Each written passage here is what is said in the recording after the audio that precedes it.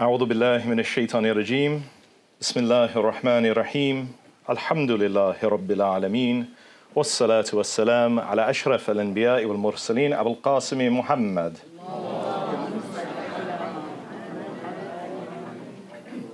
وعلى أهل بيته الطيبين الطاهرين المعصومين. Brothers, sisters, respected scholars and community leaders, Assalamu alaikum wa rahmatullahi wa barakatuh. First of all, can I start by just thanking my dear friend and colleague, Dr. Sheikh Muhammad Ali Ismail, for that very generous introduction. I hadn't realized actually how long I'd been associated with the college with, and I think it made me realize that you keep trying to get out, but they keep pulling you back in. And so here I am once again. And it's lovely to be back at the college with friends and colleagues, and especially on such an auspicious occasion. I have to say, I do think the cake was something of a missed opportunity. If any of you have seen the YouTube phenomenon of Is It Cake? I was thinking, are those volumes there actually proofs, or is that also cake? We'll find out. But it's really, I have to say, 25 years. Wow, 25 years of ICAS Press. And what a great way to celebrate the anniversary of ICAS Press than with the publication of Tafsir Al-Asfa. It just fills me with so much joy to see this publication here, to see it coming into print, to see the realization of, I think, a decade we've been collectively working on this, a decade of hard work. And also, just to share on a personal note, it's also my birthday tomorrow, so...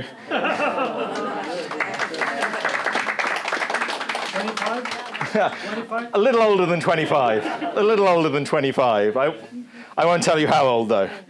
And I have to say that I think if you ask any author or translator or anyone who writes or edits, what the best gift you can give them is, it's to publish something with their name on it. So thank you for this thoughtful gift.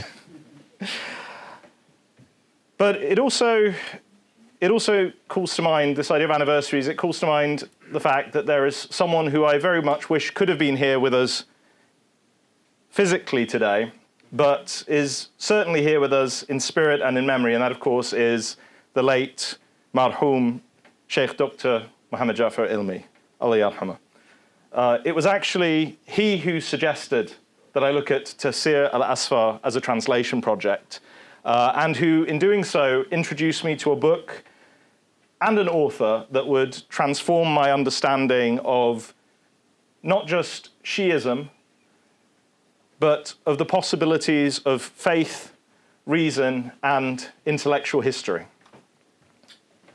And I would just like us to take a moment, if you will all join me, to recite a brief Surah Al-Fatiha for the soul of Sheikh Ilmi. Bismillah ar-Rahman ar-Rahim.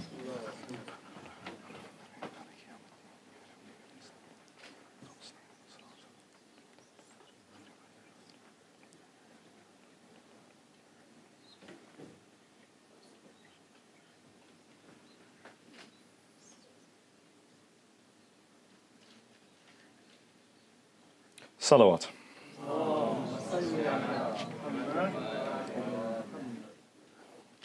But 25 years of English language publications. It began in 1999, and you've given us the institutional history, but I would like to give a perspective from that of initially a reader of that English language literature.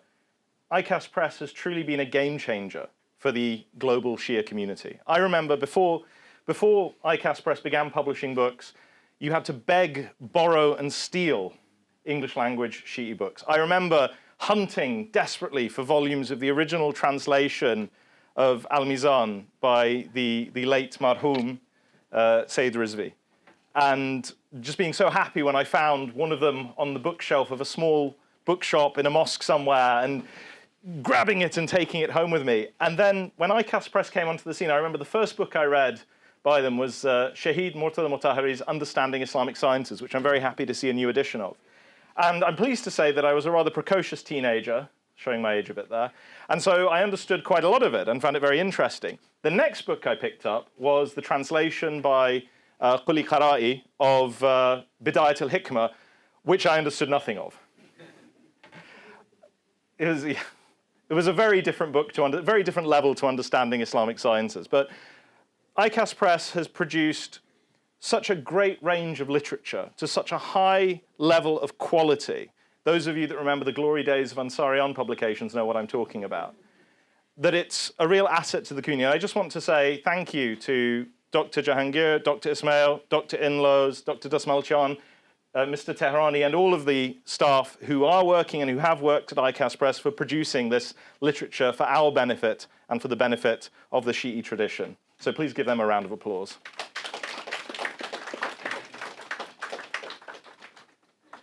And I think it's so fitting to commemorate these 25 years with the publication of Tafsir Al-Asfa by Mulla Fayd Kashani, because he was someone that understood the importance of books, because he wrote so many of them on so many topics. I do not think that there is a single branch of Islamic learning in which Fayd Kashani did not write something brilliant on, whether it's tafsir, or theology, or philosophy, or mysticism, or ethics. I think every branch of the Islamic sciences has one of his books in it. And actually, this isn't even the first translation of one of his works into English. We have the Haqa'iq as well, the spiritual realities, which has also been translated by ICAS Press. I feel like I'm doing a lot of advertisement for ICAS Press here. Yeah, it's like, do I get a commission on the sales? But Fayd Kashani was an eclectic author in that he wrote on all of these different topics, and he was able to combine so many different disciplines and not only write on them, but master them and display his mastery on them, that he really stands out amongst a great generation of scholars in the Safavid period. When we look at the flourishing that was happening in Iran in the 16th and 17th centuries under the patronage of the Shi'i dynasty of the Safavids, there are so many scholars there that shaped the Shi'i tradition. Sheikh Bahai, for example. You have, of course, Hur al-Amali. You have the Bahranis. You have generations of scholars producing works during this time. You have Mir Damad. You, of course, have Fayd Kashani's father-in-law and teacher, Mulla Sadra, who gave him the nickname Fayd Kashani. And so, out of all of these scholars, Fayd really stands out for his brilliance in so many fields. And I think Fayd remains underappreciated as a scholar of that era, insofar as he represents the culmination of two very different intellectual trends that were taking place in Iran at the time and in the Shia world at the time, and were fused together in him.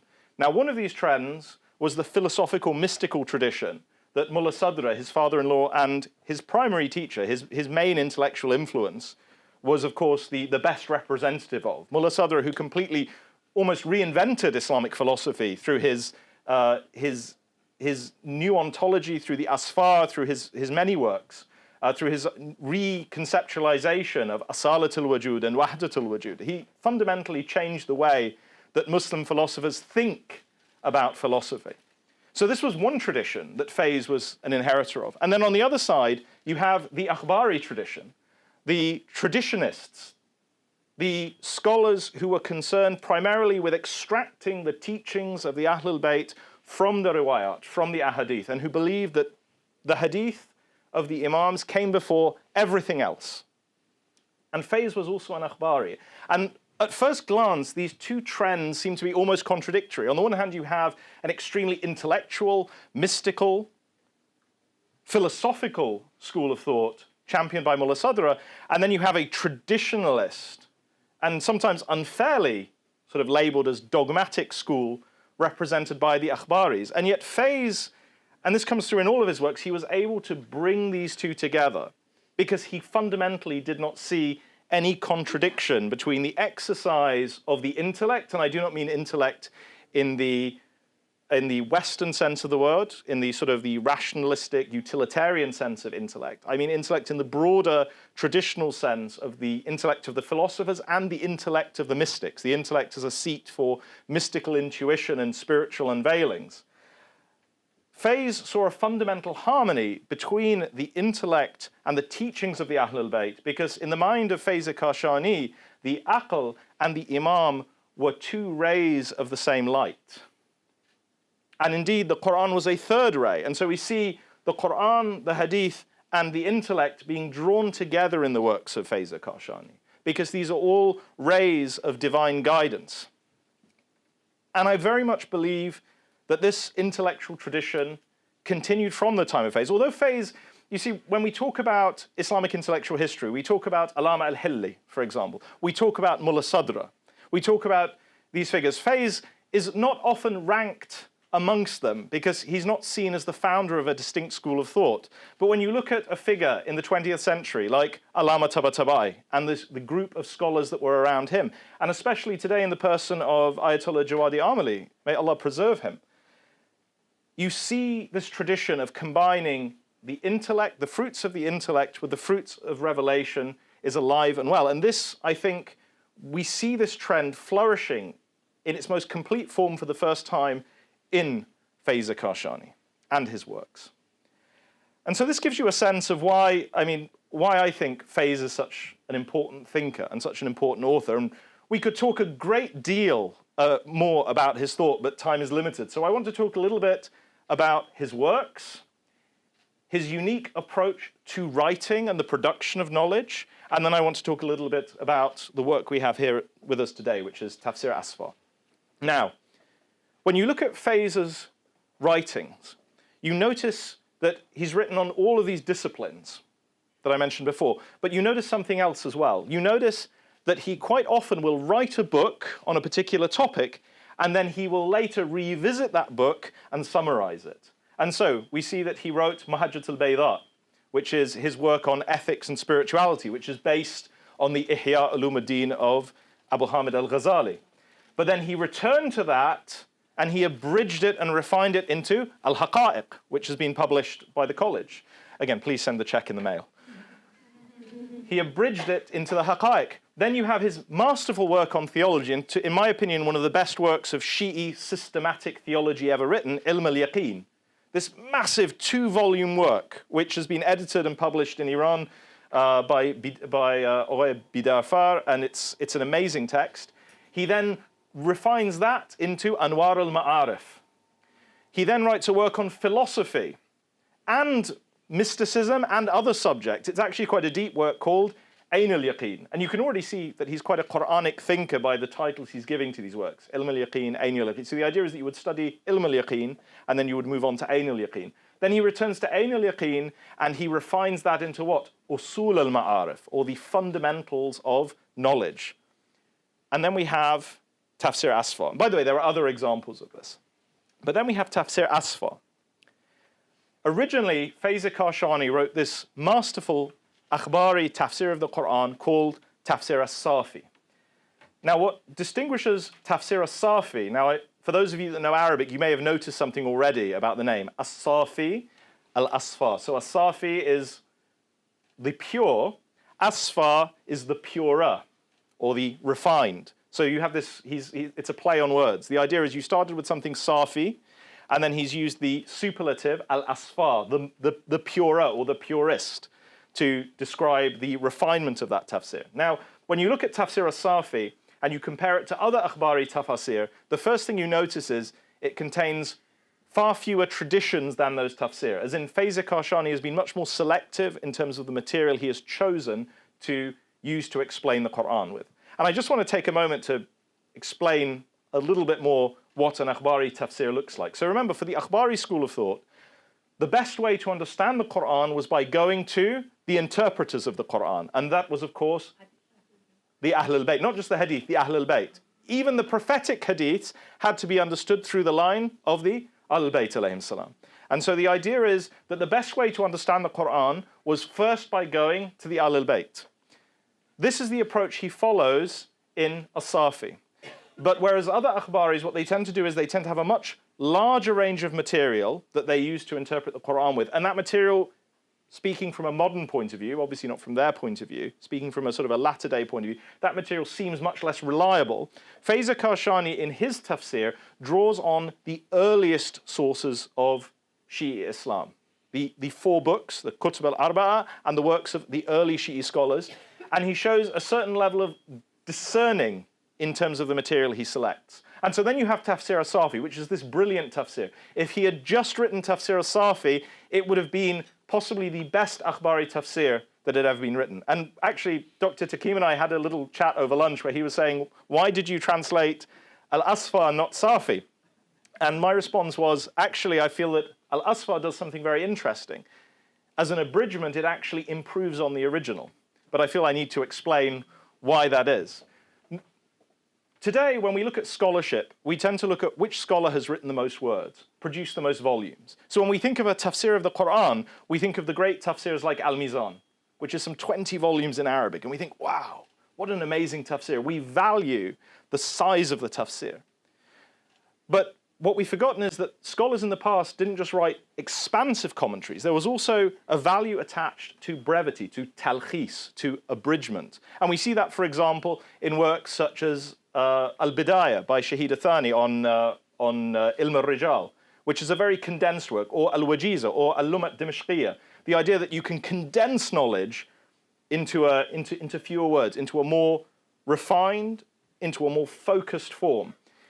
Now, why do I think that we need to pay more attention to this in the case of Fayd Kashani? Well, I'm going to crib a line now from Mark Twain, who once famously wrote a letter to his friend, and he began by saying, "I'm sorry for writing such a long letter. I didn't have time to write a shorter one."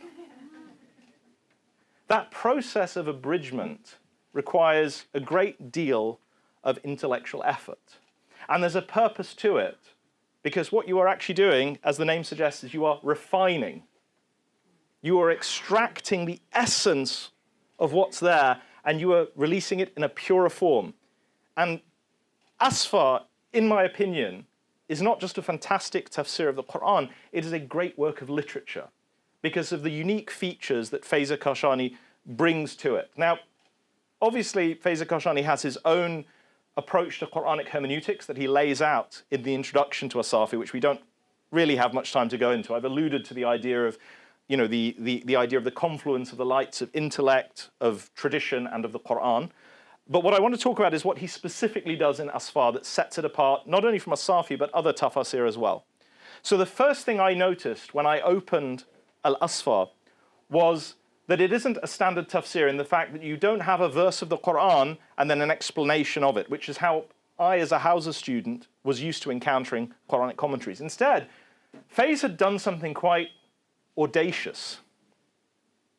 What he had done is he had done an interlinear commentary on the Qur'an. So what he would do is he would take a verse of the Qur'an, or in fact a passage of the Qur'an, not a verse, but he would take a passage of the Qur'an, and then he would open it up and insert the commentary in between the words of the Qur'an. And to a modern Muslim's sensibilities, that may almost seem inappropriate. But Fayd Kashani isn't just putting any words into the gaps that he's creating between the words of the Qur'an. He's inserting the words of the Ahlul Bayt, taken from the traditions that he's already used in As-Safi. But he isn't putting the whole tradition there. He's only taking the bit that he feels is relevant to explaining the meaning of that part of the verse. And so what he's actually doing is he's weaving a fabric out of the Qur'an and the Ahlul Bayt. So already you can see something quite interesting is happening here. Have you ever heard the expression, show, don't tell? Yeah, it's the fundamental principle of storytelling, of good writing, show, don't tell. Fayd Kashani, while obviously affirming his belief in the pairing of the Qur'an and the Ahlul Bayt, here is showing that rather than telling it. He is putting that epistemic and doctrinal commitment into practice in his scholarship. He is actually showing us what it means to say that the light of the Qur'an and the light of the Ahlul Bayt come from the same source. And what faculty is he using to identify which things to put where? He is using his intellect. He is using his insight as a philosopher, as a mystic, as a thinker, as a scholar, in the truest sense of the word, to identify how these texts relate to one another, and he is laying it out for you. And it's beautiful. It's actually beautiful. And one of the great challenges of translating Asra, and I think one of the great challenges of editing it and typesetting it, and how do you capture that while still making it accessible to a modern Muslim reader? And I have to say, I think if you get a chance to look at the proofs, I think that Sheikh Ismail and the whole team at ICAS Press have done a wonderful job in finding the right balance between being faithful to Fayd's original vision for Al-Asfa and producing a text that a modern Muslim can pick up and navigate. But We've used color. I think we've used color coding and four colors. This text comes in 4 colors for the four colors of the divine throne. Of course, there's a mystical significance there. And so this is one aspect to it, but he doesn't stop there, because Fays does something very interesting as well. He doesn't just want to quote hadiths, he wants you to know what he thinks about the reliability of these hadiths. And so when he introduces a hadith, he will introduce it with one of 4 prefixes. And he lays this out in his introduction. I believe, because it was a while ago that I translated the introduction, being the first part of the book, either qala, he said, warada, it has come down, ruwiya, it has been narrated, or qila, it is said. And this gives you Fayd Kashani's 4-fold grading of traditions. So if he says qala, and he says this in the introduction, if he introduces a hadith with qala, this means he believes this hadith comes from the imams themselves. But why does he say qala? He just says qala. He doesn't say qala as-Sadiq alayhi salam, or qala al-Baqir alayhi salam, or even qala al-Nabi salawatullahi alayhi. He says qala. He says because it doesn't matter which one said it. If one said it, it is as if they all said it. And notice again, he's showing rather than telling. We have this principle in 12 Shi'ism, right? And this is a fundamental difference between us and our Sunni brothers. Because when we talk about the caliphates or the imamates of Imam Hassan and Imam Hussein alayhim as-salam, from a Sunni point of view, these represent 2 fundamentally different approaches to the circumstance of their time. So a Sunni talking about Imam Hassan or Imam Hussein, Sunni scholars talking about Imam Hassan and Imam Hussein will say, well, Imam Hassan took this approach, but Imam Hussein took this approach. And there was a TV series, I think, made in Egypt some years ago about Imam Hassan and Imam Hussein that reflected this approach. The point is that you have this idea that the Imams represent a single haqiqa Muhammadiyya, a single Muhammadan reality that is manifested in 14 ma'sumin, in 14 infallibles. And no matter where you put the individuals in that timeline, that would not change what happened. That would not change what they said or what they did. And so from the perspective of Fayd Kashani, again, showing rather than telling, he is showing his epistemic commitment to this principle in his tafsir. And he's also giving you the basic idea of hadith criticism. So if you have warada, that's a level lower than qala, ruwiya, a level lower, and if it's qila, it normally means he's taking it from a Sunni scholar. So he's sort of giving it the lowest level of probability. But this is very interesting. So Asfa is a text that is informationally dense. It contains a great deal of information in a single line, in a single passage. And my time's almost up, so I want to move on to a final reflection. And that is that while Fayd Kashani is the author of Al-Asfa, it would be a mistake for us to attribute it solely to him. And this is perhaps the most important thing that I want to leave you with. Fayd Kashani did not compose Al-Asfa or any of his works in a vacuum. He belonged to an intellectual tradition. He had teachers. He had colleagues. He existed in a historical and an institutional context that made it possible to produce a text like that. You see, as Muslims, and as Shia in particular, given that we do believe and we do follow the greatest men of history and women, it is tempting for us to subscribe to the great man view of history, which is that, you know, there was nothing, and then this great scholar came along and he changed everything. And I gave you some names of that already. So we have Mulla Sadra, we have Allama Khaleeli, we have many scholars like this that we point to in the tradition. What we forget, though, is that these scholars never operated alone. All of them had teachers. All of them had teachers going back to the Imams, alayhim salam, and all of them had institutions around them that made it possible for them to engage in scholarship. There were people, I mean, if you look at sort of scholarship throughout Islamic history, there were networks of patronage. Ultimately, a scholar has to eat. He has to provide for his family. He has to have a roof over his head. Someone had to pay for that. Someone had to create that possibility. A scholar needs research materials. A scholar needs a library of books. Someone had to build and maintain that. Muhammad Baqir Majlisi, Allama Majlisi, compiler of Bahar al-Anwar, his name is on the cover, 110 volumes. Do you believe that he wrote out, by the way, in handwriting, that's more than 110 volumes. But do you believe that he wrote all those volumes out by himself? Of course not. He had teams of scribes working for him. He was project managing that. But there was a whole institution around him that made it possible to produce this great work of Shi'i hadith, compiling everything into one reference. And equally, Fayd Kashani and the Akhbari tradition. The whole reason that the Akhbari tradition emerged in Safavid in Iran is because before that time, there was actually a shortage of hadith books. It was difficult. It was rare, in fact, for a scholar to have access to all four of the Kutub al-Arba'a. And so there became this opportunity to gather them all together, this revival of interest. And Fayd Kashani did this in Al-Wafi, for example. And so we need to pay attention to the institutional context of knowledge production. Because right now we are facing, as an ummah and as a community, major challenges, major intellectual, spiritual, ethical, and practical challenges. And we are expecting someone to answer our questions, to solve our problems, to lead us into the new millennium. And yet, it's as if we are expecting, again, no pun intended, we are expecting a Messiah figure to come and save us. And yet we know, studying the teachings of the Ahlul Bayt, that it doesn't work like that. There's the famous hadith from Imam as-Sadiq alayhi salam saying to one of his followers, if the required number, 313, were present, it would be as you wish. So what I say to you is that what the Imams have taught us and what history teaches us is that in order to face the challenges of the new millennium, we need institutions that are equipped to face those challenges. And a lot is changing. Artificial intelligence is fundamentally going to change the way we do knowledge production. We need to be investing in our institutions to equip them, to support scholars to address those challenges. And now I'd just like to finish by saying that institutions are important because they outlive the people who build them. I'm thinking again of Sheikh Ilmi. Sheikh Ilmi, I think more than anyone, had a profound impact on my life and continues to do so, even when he's moved on to the next phase of his journey.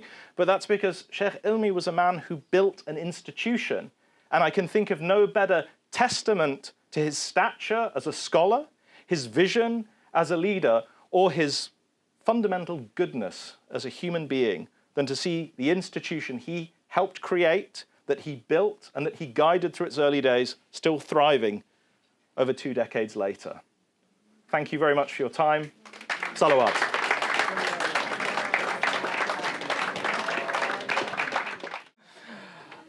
You say that, I think it would be a worthwhile project. I actually think, but what we need to do, in my humble opinion, is we need to look beyond the translation of texts, and we need to look into the translation of data sets. So we need to actually look at getting as much material into English as possible, and then looking at ways of using that and publishing that are accessible to the community. So I think, yes, we should translate As-Safi, we should have it there in book form, but I think also we actually need to have a broader project where we are moving Shi'i literature from Arabic and Persian into English, because that is ultimately what we need. We'll give you a preview. You can just scroll down to give you a sense. So I'll give you a sense of how. So we've structured this slightly differently. We've opted to retain the division between verses to make it easier to navigate while keeping the interlinear translation. So here in Fatiha, you can see this is, he actually breaks it down to a phrase-by-phrase commentary, like this. So you can see that he, for example, all praise belongs to Allah, and then he gives you a hadith. He said, God says, say all praise belongs to Allah because of what he has blessed us with.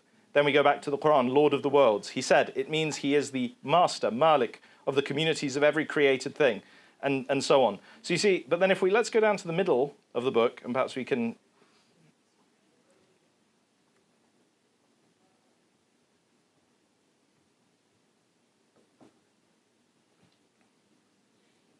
So then here we can see, so woe to those who write the book with their hands. So it starts with, so you can see how the verse has been broken down. So you see in red, we have the Quranic text. So woe to those who write the book with their hands and then say this is from Allah. So then we have meaning though the most so woe, in this case wail, meaning the most agonizing torture in the darkest depths of hell. And then you see there's a footnote here, and this is obviously something that's been added in the Persian edition, which gives you the reference to this. To those who write the book with their hands and distort the rulings of the Torah and then say this is from Allah. Sorry, I don't know why that's come up. And again, you see, can you see here how he's sort of broken it up? So he puts the explanation in between, and then you can see the references at the bottom. So we've got Tafsir al-Qummi, Tafsir al-Baydawi, Tafsir al-Imam al-Askari. And then sometimes with a verse he thinks it's clear and he doesn't add any explanation. And those who have faith and do righteous deeds shall be the inhabitants of paradise. They shall remain in it forever. I mean, that's pretty self-explanatory, isn't it?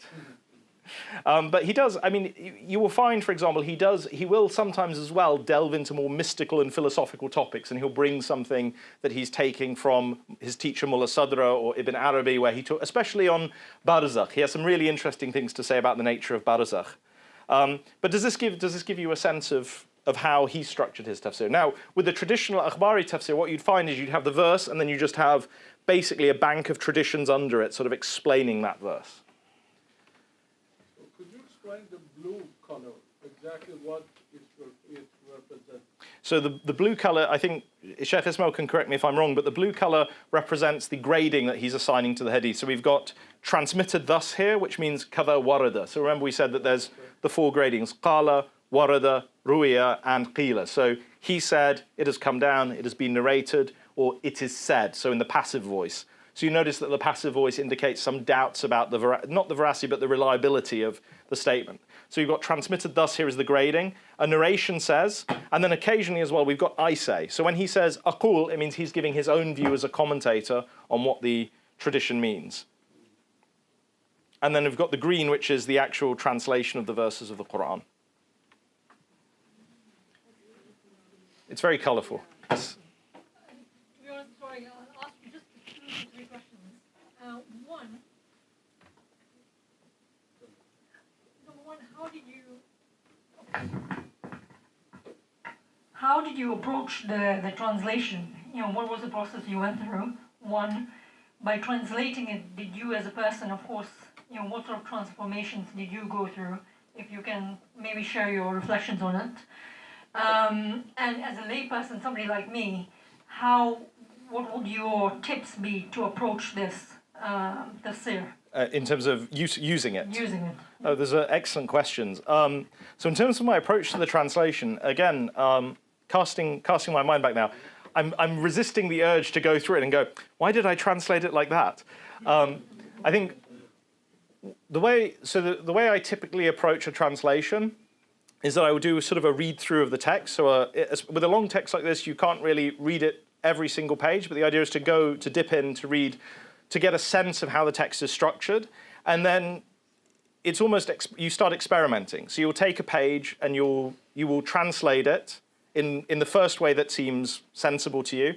And then you'll sort of compare it, and then you'll kind of go away and come back and you'll give it some more thought, then you do a second draft. And what I normally try to do is for each book that I translate, I follow this process until I find a method that sort of says, okay, I feel that this is getting me closer to how it feels when I read it in the original text. So initially, the first draft is always, by the way, the first draft is always terrible for all of you translators out there. If you translate something and you look at it and you go, well, this is awful, that's part of the process. You start with a bad translation and you keep making it less bad until someone else comes and goes, hey, that's pretty good.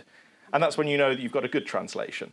But then you sort of, as you translate, you get to know the idiosyncrasies of the text. So in this case, the challenge for me as a translator was, how do I keep this interlinear translation while also making it navigable to a Western audience? And so that's where sort of I think I started putting the headings in when I noticed the breaks in the verses to make it easy to track. And so what you do is you sort of build up a familiarity with the text. You start identifying the key issues, the key problems with the text, the key challenges, and you do trial and error until you end up with something you're happy with. If you're talking about the sort of specific strategies in terms of language, like terminology, you need to have a good reference library. So I've got a whole bank of Arabic and Persian to English dictionaries, and then I have Arabic to Arabic and Persian to Persian dictionaries. And then the great thing about living in Qom at the time was there was this magical place called Passage Quds where you could buy any book you wanted. Those of you who've been know exactly what that's where all my Shahriya went. It's like, sorry kids, there's no food this month. I bought Majlis's Bihar al-Anwar. There was a new edition out. So then what I did was I built up a reference library of different, so you can find really good dictionaries in Persian and Arabic of philosophical terms, of Quranic terms of different things. And then there's things like Brill Online, which has got the Encyclopedia of Islam, the Encyclopedia of the Quran. You build up a reference library that you then start using to figure out how to translate things. And in doing this translation, actually, I was really helped by the fact that there was a good translation of the Quran available, the Kulli Qara'i translation, that was based on the Shi'i understanding of verses, which meant that actually working out how to translate the verses of the Quran was much easier because I was basically referring to Kulli Qara'i and then modifying what he had done to suit what Fays was doing. That's always a challenge though, because quite often you'll sort of go to a tafsir, a translation of the Quran, you'll find the verse translated one way, and then you'll go to the work you're translating and go, that's clearly not what the author thinks the verse means here, and then you have to work it a little. I wish I could say that there was an exact science to it, but it really is a process. It's sort of more of an art. You feel your way through, and then you kind of hit your stride, and then you'll get about 50 pages where everything's going smoothly. Then you'll get to page 51, and you'll just come across something and say, I have no idea what to do with this. And so it's a process, is what I'm saying. So that was question one. Question two was, how did translating affect me? I think this is still. So I've been translating for 15 years. I've translated from Arabic and Persian into English. I've translated pretty much, every genre and every topic imaginable, including one very memorable article for the Qatar National Museum on how Persian pottery got, blue on it. Became blue. Sorry, the origins of blue and white pottery and its connection with Iran, which was really interesting. But I have to say that in 15 years of translating, I don't think anything has ever affected me so profoundly as Tafsir Al-Asfa. I think this is my favorite thing that I've translated, because I felt that every time I turned the page, Fays was surprising me with a new way of approaching the text of the Quran. Because really, I think what was beautiful about this was I was seeing, and I couldn't put it into words the way I did now, sort of showing rather than telling, but I was actually seeing in practice how you take Qur'an and Ahlul Bayt together. And that for me was very profound. There were also nightmares I had where I was constantly translating and missing deadlines, but maybe the less said about that, the better.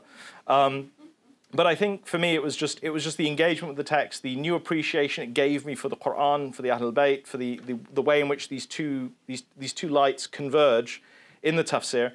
And also I think as well, what it really showed me is that you can be ambitious and experimental in the way in which you construct Islamic texts, that you can try new formats, you can try new styles based on what you want to achieve. And that was really profound as well, because I think as a tradition, and I use that word intentionally, tradition, there is this tendency to look at what's been done before and try to reproduce that. And again, sort of without wanting to go into, I've brought up Sunnism and Shi'ism twice in the same talk. But I think this is the fundamental difference, again, a fundamental difference between Sunnism and Shi'ism, in that for Sunnis, there is this institution called khilaf, which comes from khilaf, which is looking backwards, trying to get to a previous state. Whereas for Shi'ism, the word we use is imama, which comes from amam, which means forward, which is fundamentally forward-looking. And I think part of the dynamism of Shi'ism throughout the centuries has been a willingness to take wisdom from wherever it is found, in line with the famous saying of Amir al-Mu'mineen, alayhi salam, and to integrate that. So we see in Fayd Kashani, we see that in Fayd Kashani, where he integrates all of these different traditions. Now, in terms of how you as a lay reader can make use of this text, I think in this case, the question knows better than the one being questioned. It's hard for me to put myself in the shoes of a lay reader, because when you sort of develop an expertise on the subject, you forget what it's like not to be able to access text. So I actually would encourage all of you, one, to buy the text, and two, to read it and to give us feedback on how you find engaging with it. I would certainly say it's not an easy read. This is a classical text, so it's going to require mental and intellectual effort. I would say, though, if you wanted to use it, it is small enough that you could conceivably come up with a study plan for it, where you read it possibly in conjunction with another tafsir, possibly in conjunction with another work on the Qur'an, and you sort of go, you could actually, with 5 volumes, I realize it seems like a lot, but you could possibly give yourself sort of a 2-year goal, because it took me about, I think, 2.5 years to translate it. You could give yourself a 2-year goal to go through it and read a certain number of verses or pages a day, and actually sort of do a deep study if you wanted. So that would be one possibility. I think it's the ideal sort of text to use in a reading group, though, in sort of a discussion circle format, where you sort of where you can try and sort of see how the hadiths apply to the verses in question. Does that answer your? Did I get all of your questions? Thank you. I think that's all we have time for. So I just want to thank all of you again for being here and for letting me share a little bit of Tafsir Al-Asfa with you. So thank you once again. Salawat.